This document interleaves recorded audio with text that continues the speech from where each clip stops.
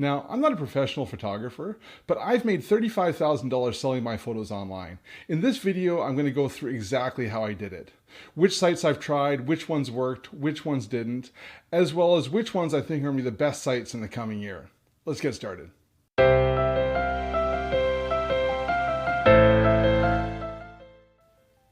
Hi, I'm James.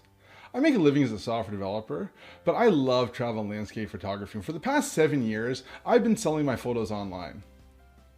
Now, I'm going to be going through the results that I've got selling my photos online, but your results may differ depending on the type of photography you do. I'd love to hear in the comments section about whether you've tried selling your photos online before and what type of success you've had. Also, stick around at the end of this video because I'm going to go through which sites I think are going to be the best in the coming year. Now I'm going to jump on the computer and show you some charts of the sales I've had over the past 7 years. So I keep track of the revenue from each website in Excel. So what I'm going to do is I've just created 5 charts in Excel where I can kind of walk you through how I make money selling my photos online. I'm going to start pretty high level and I'll get into more detail, and at the end I'll kind of go through how much money I've made from each individual site. So this is how the $35,000 breaks out year over year. You can see that when I started here, my first year I only made about $1,000. And then it continued to increase over the next, for the first 4 years until 2015, when I reached the high of $7,000 a year. And there's a bit of a decline that's starting to rebound now. In this chart, you can kind of see why it went up and then went down. The green shows my revenue and the red shows how many photos I posted each year. So you can see my first year I posted about 100 photos, uploaded them to different sites online. And then my second year I was very motivated. I did over 240 photos. Now these are 240 fully processed photos that I uploaded to multiple sites. Now, in November of 2013, my wife and I had our second child, and the time that I had to go traveling and take photos as well as process those photos went down. So you can see in 2014, I only uploaded about 100 photos. Now, despite uploading less photos, my revenue kept going up in 2014 and even in 2015, even though the amount of photos that I posted went down. Now in 2016, we had our third child, and I just really didn't have much time to travel and do photography. So 2016 and 2017, I really didn't post many photos, and that's why you can see here that my revenue went down for those years. And over the past year, year and a half, in 2018, I've started to post a bit more, and it started to go back up. So you can see that once you upload your photos, you can keep getting revenue from them, even if you're not posting regularly, but it will go down slightly year over year. Looking at it a different way, this way I've shown the red line is the cumulative photos. So you can see how my photos grew over time. And right now I've got about 600 good photos posted across many sites across the web. Now, if you look at the types of sites that I upload to, you can really break them into 3 main sites. Okay, the first is direct stock. So this is my own website. So I have a website, souvenirpixels.com. I used to host it on Squarespace. I currently host it on SmugMug, and anybody can go on there and buy photos directly from me, photo licenses. So this is, companies will come on, a lot of travel companies, travel magazines, they'll see my photos. Typically, they'll see my photos on social media, and then on my social media, it links back to my website where they can just go on and purchase licenses. Also on my website, you can purchase prints. So I sell prints on my website now. I also have uploaded my photos to a lot of print-on-demand sites, and I've tried out a bunch of them, but the only one that I've really had great success with is Fine Art America. So most of my photos are on Fine Art America, and I've made, some money from those as well too. You can see here about 8%. But the vast majority of the money that I've made selling my photos online has been from microstock sites. So I've tried a lot of different sites, about 23 of them in total, and that really makes up the majority of my revenue selling my photos online. So to go in and look at which sites in a bit more detail, you can kind of see in this pie chart. So this is kind of breaking out the revenue from all the sites. So you can see by far, this pink bar here is Shutterstock, and they are by far been the best site for me for selling my photos online. I had a very good run with Shutterstock. You know, if you typed in landscapes in Shutterstock, I had a photo on the main page.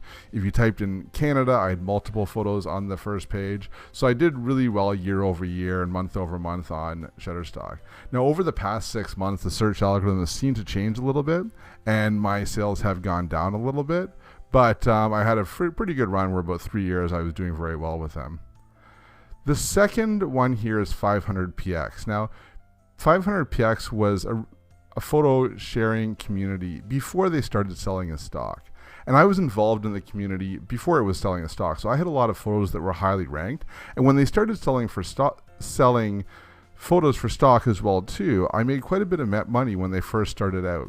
Now, there's been a lot of changes over there at 500px. They were purchased by another company. Now all the sales are through Getty. And to be honest, I don't even post there anymore. There's been a lot of changes, and I just really don't appreciate the site as much as I used to. But, you know, for a period of time, they were a very good earner for me as far as sites go. Down here, number 3 is Photerloo. Now, Photerloo has really only earned me a lot of money in the last couple of years. The first couple of years, it was very low, and the last 2 years, really, it's been very high. So I see Photerloo really going and surpassing 500px probably this year. And then the fourth one here is Adobe Stock or Photolia. So Photolia was an independent stock site, and then Adobe bought them and turned it into Adobe Stock. So I had my portfolio on Photolia. I did fairly well there, and now it's moved over to Adobe Stock. And when it moved over to Adobe Stock, I saw a bit of a dip in sales, but now I'm starting to see it pick up a bit more, maybe because I'm posting a bit more to Adobe Stock as well too. Now there's some other smaller ones here. One thing to note is this little sliver up here. It's about $400, and that's 13 sites. So I tried a lot of sites. What I'll do is when I hear about a new site, I'd upload like 200 photos to that site and see what happens. And a lot of time, nothing happens, right? Which is one of the reasons I'm making this video, right? Because I spent a lot of time uploading and, you know, trying to find these sites, uploading those sites, and really didn't get that much out of it. You know, 13 sites, you know, $400 over 6 years is not a lot. So, you know, if I were starting out again, I would probably really just focus on the main sites that you see here and really not even worry about the smaller ones until, you know, they seem to be big enough to get some momentum, because there are a lot of stock sites out there, but I just don't think you can make a lot of money on all of them. You really need to have your photos on the big ones to start out with. Now, I hope that didn't come across as bragging, but I had no idea when I started selling my photos online that I would make $35,000 from them. Really, my goal of doing this was so that I could buy, you know, more cameras and lenses without taking it out of my family budget. And I achieved that, and I'm pretty happy with it. Now, there was a point when I considered trying to, you know, maybe go full time as a stock photographer, but at the time, what was selling primarily was business images. So what I realized was that to be able to be a full-time stock photographer, I would need to go and get models and kind of pose them in different business situations, taking hundreds of photos a day and uploading them. And that really didn't appeal to me.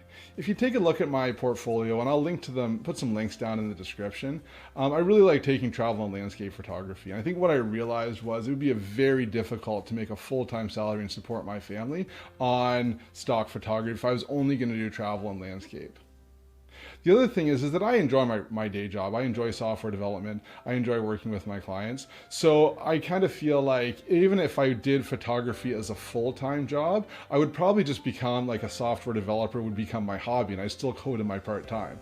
Right? So I decided to stick with software development as my main living, and, you know, photography is my hobby. Now, you may have different goals, and hopefully, you know, this video is still useful, the stats that I showed, even though I kind of really only work on it part-time. Now, at the start of the video, I mentioned that, you know, at the end, I would talk about which sites I see being the best in the upcoming year. Now, about 5 months ago, I tried uploading some of my photos to free stock sites. Now, if you aren't familiar with these free stock sites, there's sites like Pexels, Pixabay, Upsplash is another one, where you can upload your photos and then anybody can use them for free, commercial purposes for free. So they're stock sites, but you don't get paid. But the thing is, when someone downloads them, the sites encourage that person to give you a donation for the photo. So I just did, as a trial, uploaded 100 of my photos, 100 of my oldest photos that weren't really making me money on any of the stock sites anyways. And in the past 3 months, I've made about $60 in donations. Now listen, that's not a lot of money, but $60 is more than I made from a lot of the lower sites that I have out there. And as my sales go down on Shutterstock, I plan on taking more of my older images and uploading these to these sites. And I think they could be a fairly decent sized revenue source for this year. So that's something that you may want to look into as well. Again, I haven't made a lot of money off in the past, but it's something that I'm going to be trying more in the future. You can let me know in the comments what you think about these free stock sites. Now, if you found this video useful, make sure you go and hit the like button below, as well as hit the subscribe and the bell so you can get notified when I upload new videos. Happy uploading.